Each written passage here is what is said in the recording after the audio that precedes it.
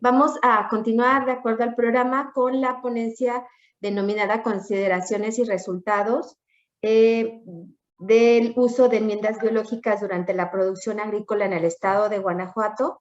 Para ello ya está por acá el ingeniero Esteban Macías, que ahí tuvo algunas complicaciones, pero miren, justo a tiempo, como siempre. Esteban, bienvenido.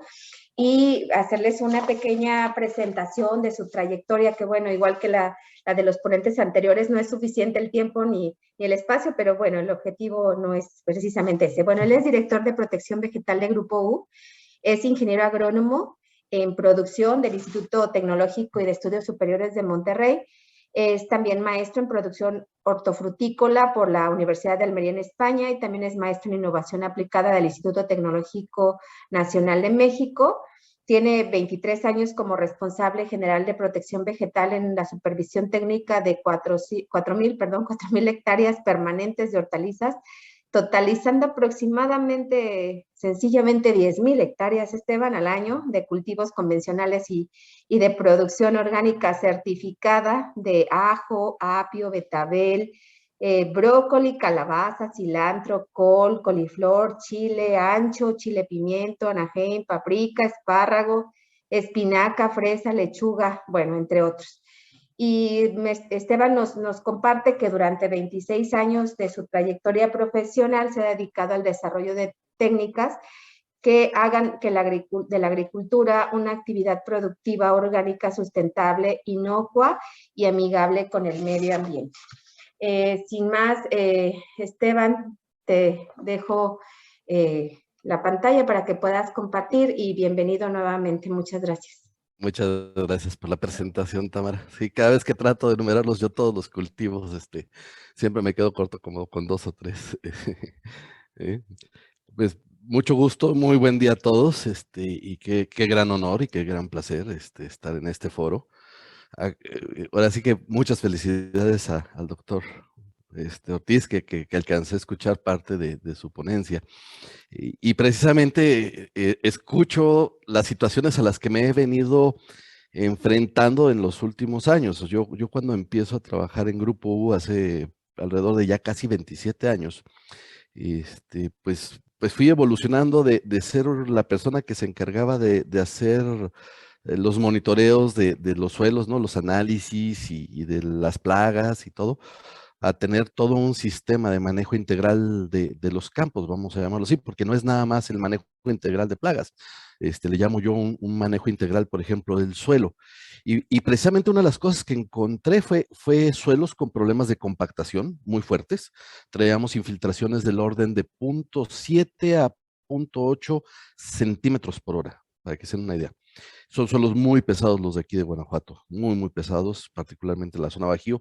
Norte del estado de Guanajuato tiene suelos con mejor calidad, particularmente porque tenemos menos sales derivadas del riego. En zona Bajío, los pozos profundos donde obtenemos nuestra agua traen mucho contenido de sodio, y eso nos genera problemas fuertes. De hecho, por años, cuando mandábamos hacer los análisis de agua al INIFAP, me acuerdo que salía ahí una leyenda que le ponían clasificación C1S1, agua no apta para riego agrícola, ¿no? Pero pues es la única agua que tenemos, y lo poquito que nos llega a llover. Entonces, pues hemos aprendido a convivir con eso, y a lo largo de los años, pues hemos podido hacer un programa bastante interesante de manejo de nuestros suelos, al grado de que yo siempre he dicho, pues yo puedo perfectamente mostrar análisis de suelos de hace 15 o 20 años, y los análisis de suelo que tenemos hoy en día, con condiciones de suelo mucho más favorables, pero lejos más favorables. Me atrevería a decir que los suelos de Grupo U son de los suelos más productivos que hay en el estado de Guanajuato y quizá en el país. Tenemos muy buenos rendimientos, manejamos una agricultura súper intensiva, como escucharon, manejamos 4,000 hectáreas de operación permanente, 2,5 cultivos promedio por año. Eso genera las 10,000 hectáreas de producción anual. Entonces, el manejar un suelo con ese nivel de intensidad y hacerlo mantener su productividad y mantener su balance físico, química y biológica, porque aparte tenemos que mantener también toda la parte biológica, fue una de las revoluciones también para nosotros, el entender que el suelo era parte de un sustrato para la raíz, que era muy importante cuidar su biología. Entonces, pues fue la revolución para nosotros y ahí es donde entra precisamente pues toda la parte del manejo de enmiendas orgánicas, ¿sí?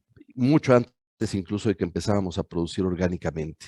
Entonces, voy a compartir, a ver, vamos a ver, tengo una pequeña presentación que más que es para ayudarme a guiarme con... Ok, muy bien. Entonces, por ahí la deben de estar viendo.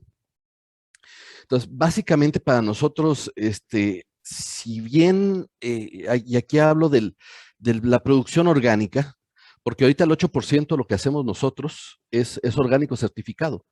Y es esto, un acceso a mercado de especialidad. Nosotros empezamos a producir orgánicos hace aproximadamente 16, 17 años. Tenemos ya un ratito en producción orgánica, pero con una experiencia muy interesante porque nuestros pininos en producción orgánica pues realmente se derivan de la producción convencional. ¿Y por qué?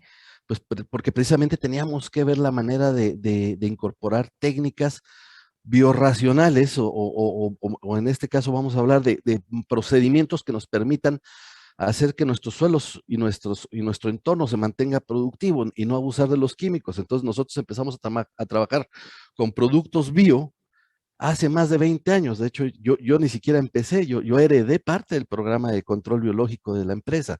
¿Sí? Y todo fue llevando y encadenando a llegar a un manejo integral de los suelos, donde precisamente el componente bio fue muy importante y es donde entramos con la parte de la utilización de las enmiendas orgánicas disponibles.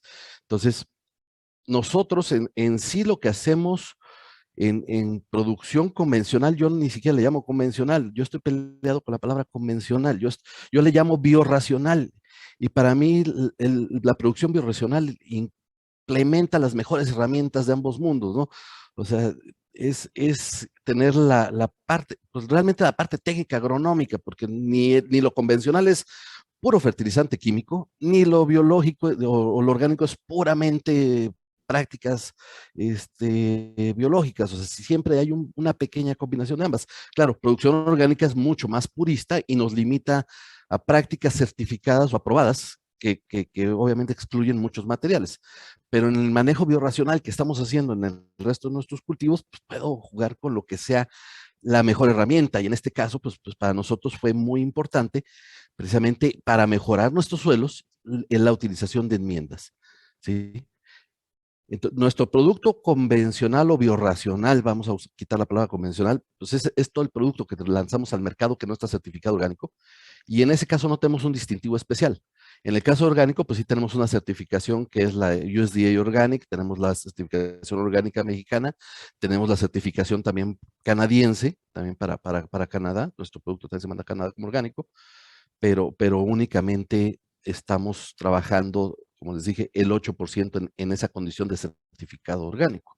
El 92%, que es lo biorracional, pues es algo que sí, de hecho, es donde más utilizo yo composta, ¿sí? Porque pues, realmente por volumen de hectáreas producidas netas actuales, digo, anuales, pues el 92% de las 10,000 que les platico, pues son más de 9,000 hectáreas, son 9,200 hectáreas de cultivos biorracionales y 800 de cultivos orgánicos certificados.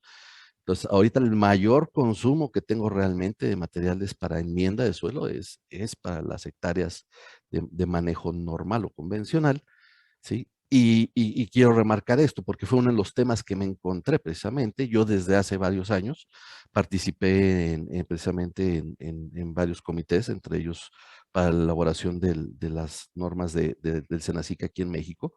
Y fue precisamente porque ya estábamos, nosotros empezamos certificaciones de inocuidad alimentaria precisamente desde la implementación del Food Safety Act de Bill Clinton en los años 90.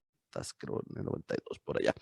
No recuerdo precisamente. Entonces, para nosotros el tema de inocuidad fue inminente, ¿no? Entonces, toda la parte de cuidar mucho y ser muy meticulosos con lo que estábamos utilizando, la restricción a la utilización de estiércoles crudos fue inmediata, ¿no? Porque precisamente teníamos esa preocupación y esa conciencia de que teníamos de que ser muy cuidadosos con qué tipo de material íbamos a utilizar para mejorar nuestros suelos.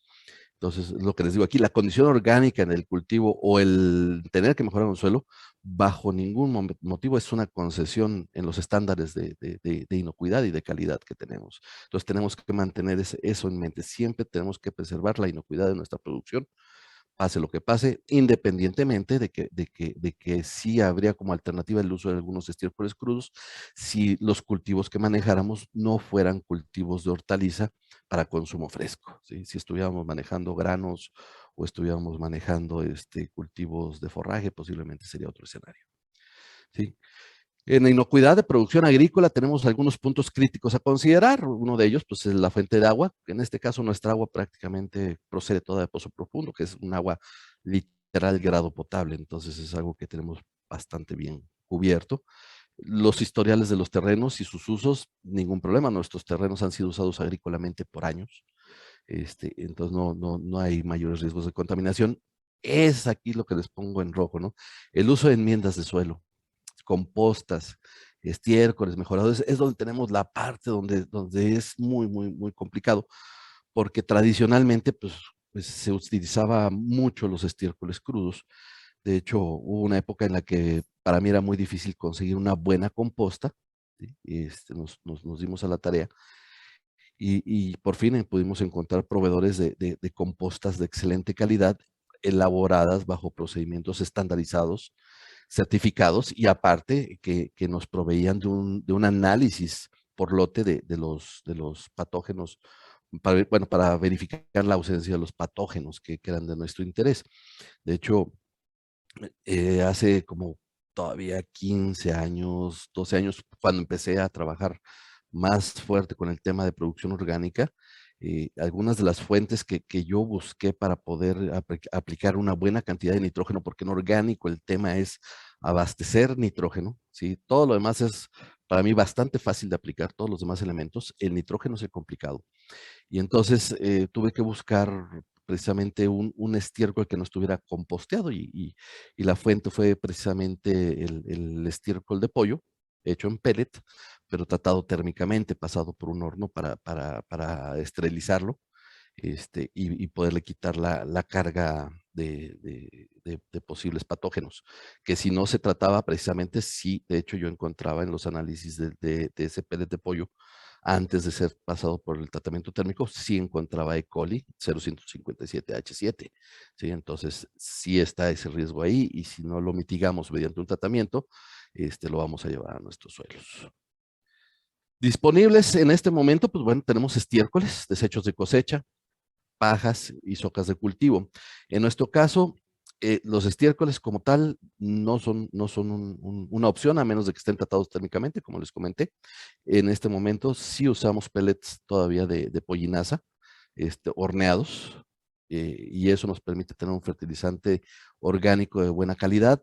Lo uso básicamente para producción orgánica, no lo utilizo en producción biorracional, porque es bastante costoso, y realmente lo único que me justifica ese nivel de costo es la producción orgánica.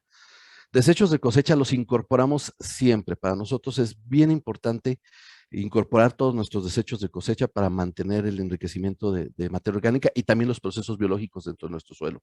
De hecho, yo soy enemigo de retirar residuos de cosecha, y es porque precisamente el retirar un residuo de cosecha, tu suelo pierde la oportunidad de tener el proceso de composteo o de degradación in situ, que es algo que es muy valioso para mejorar toda la parte de estructura, ¿sí? Entonces, lo que sí estamos nosotros ahorita elaborando como composta, de hecho nosotros realizamos alrededor de 3,000 toneladas, poquito más de 3,000 toneladas anuales de composta, es con las podas de los invernaderos. Tenemos invernaderos de producción, de hecho orgánicos, y toda la poda que sacamos de esos invernaderos la transformamos en composta, mezclándola también con el sustrato que vamos cambiando y con cualquier otro residuo orgánico que tengamos por aprovechar, residuo del empaque de los ajos, por decir algo, o empacamos elote dulce. Entonces el elote se tiene que pelar en planta de empaque y toda la hoja la utilizamos para hacer composta. Entonces, eso es lo que nosotros hemos estado utilizando. Estoy comprando en este momento alrededor de poco más de también de 3,000 toneladas de composta al año de origen animal. Y estoy comprando indistinto a dos empresas. Una de ellas es BioH. A ellos se les está comprando la composta de vacuno. Y la otra es la que hace la gente de Huevo San Juan, que también es de Poinasa. Ambas empresas tienen compostas realizadas con sus estiércoles derivados de su producción pecuaria, que están elaboradas bajo prácticas estandarizadas, controles, y que son perfectamente compatibles con mi producción, porque precisamente me dan garantía, independientemente de que ellos me entreguen un análisis por lote para verificar la ausencia de patógenos. Yo tengo que realizar también análisis de verificación. ¿Por qué?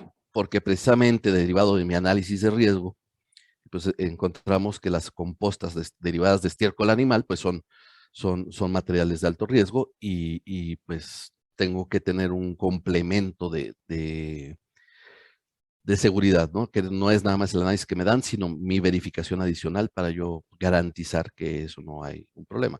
Ahora, quiero resaltar que tengo clientes, la empresa tiene clientes que literal nos hacen firmar cartas compromiso de no uso de compostas o de abonos de origen animal.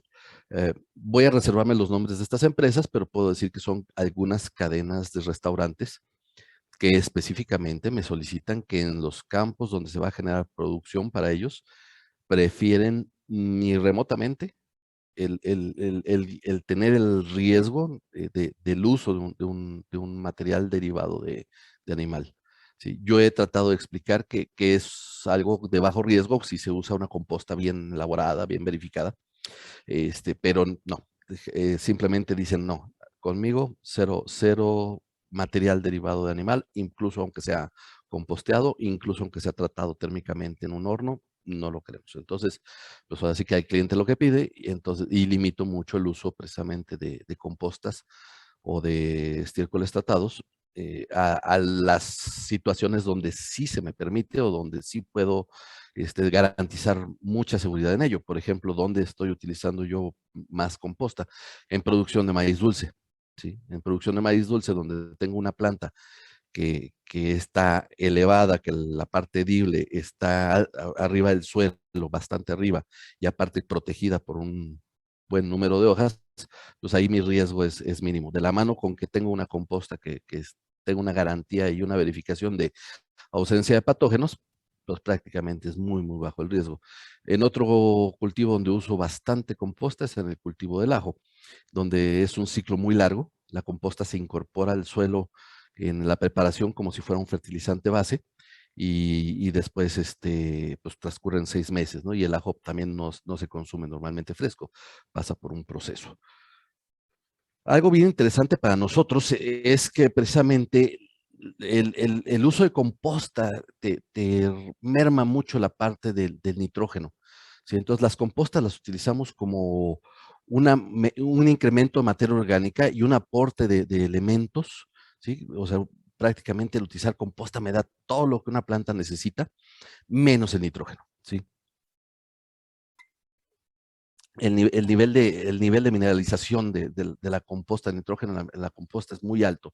Entonces, normalmente, pues, para que se den una idea, por cada tonelada de composta, pues tengo un 1% de nitrógeno, ya es prácticamente inaccesible para el cultivo. ¿Sí? Por eso es importante para mí el uso de gallinazas tratadas térmicamente, ¿sí? Para poder utilizar. ¿Sí? Aquí pongo gallinazo o composta, depende de lo que tú busques. Si quieres aportar nitrógeno, necesitas una gallinaza tratada térmicamente. ¿Sí? Si quieres incrementar materia orgánica, entonces tienes que utilizar una composta. ¿Sí? 10 toneladas de gallinaza me dan 320 kilos de nitrógeno neto, que en términos de disponibilidad me da 240 kilos de nitrógeno disponible.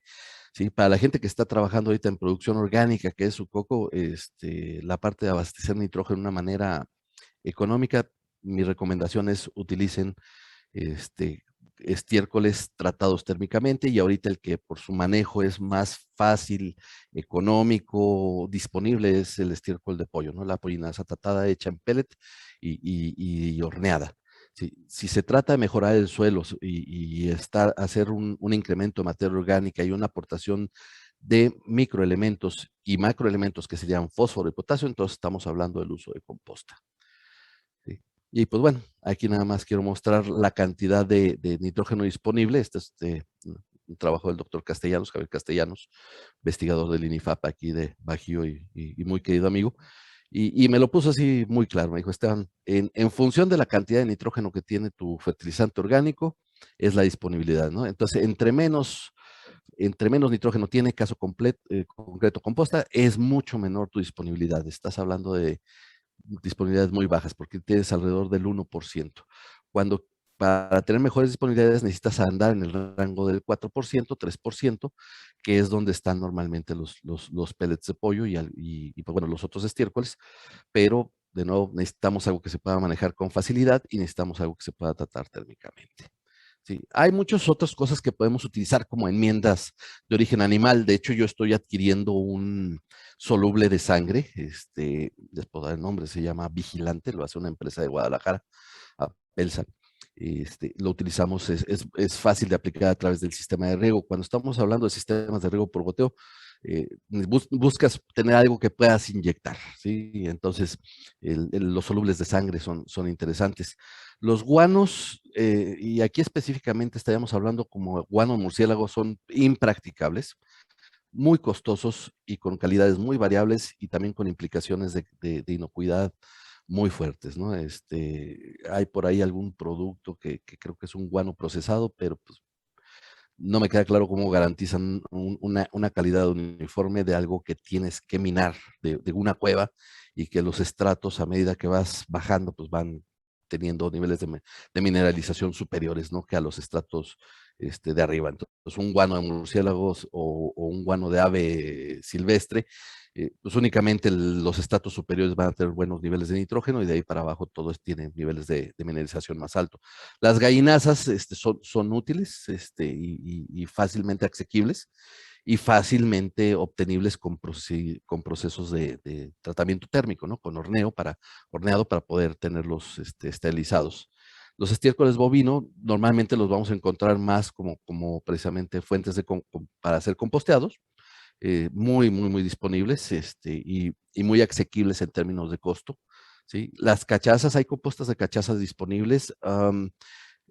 Es un poquito más difícil tenerlas aquí en la región, porque hay que traerlas de las zonas productoras de caña y pues para nosotros están retirados, pero de nuevo para mí el tema principal es el costo, ¿sí?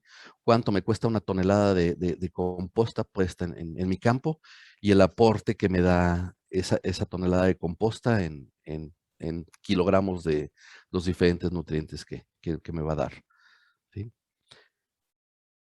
Algo muy importante a considerar, y de hecho, y sí quiero recalcar, tanto la composta como las gallinazas, pollinazas, tienen muy altos niveles de fósforo. Entonces, cuando estamos aplicando 10 toneladas anuales de cualquiera de estos dos fertilizantes de origen animal, vamos a empezar a elevar bastante los niveles de fósforo en nuestros suelos.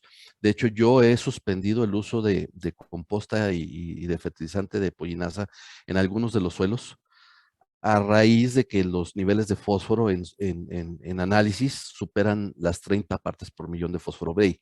Estoy hablando de que tengo suelos incluso que andan en el rango de las 90, 100 partes por millón de fósforo, precisamente enriquecidos por el uso de las enmiendas orgánicas.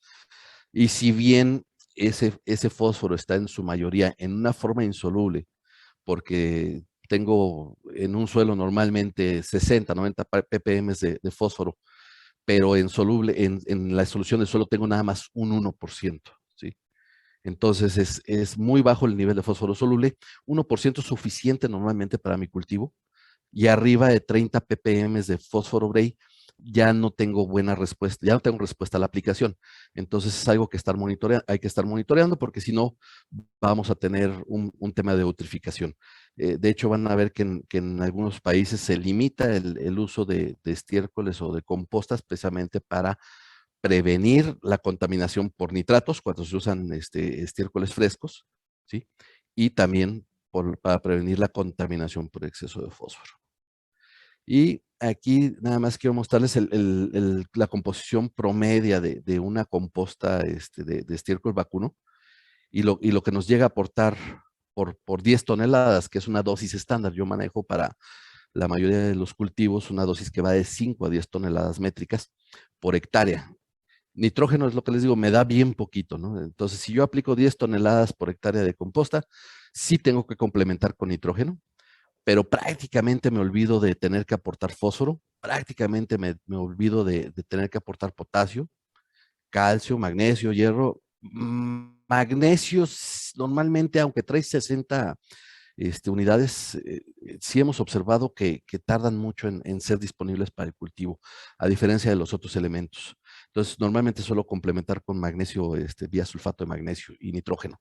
De ahí en fuera, un ciclo de cultivo de 90 días de un maíz dulce, sin problema puede ser perfectamente complementado con el uso de 10 toneladas de composta. Entonces, estamos hablando que casi cualquier cultivo, un cultivo que tenga por lo menos un ciclo de 2 a 3 meses, se puede utilizar muy bien composta como una fertilización base.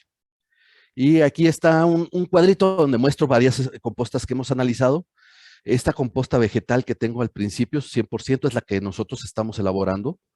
Y van a ver que la composición, si bien es ligeramente diferente, eh, pues tiende a darnos pues, buenos niveles de nutrientes, ¿no? Entonces, esta composta vegetal, por ejemplo, por 5 toneladas me da 110 kilos de fósforo, entonces tengo que ser cuidadoso con su utilización.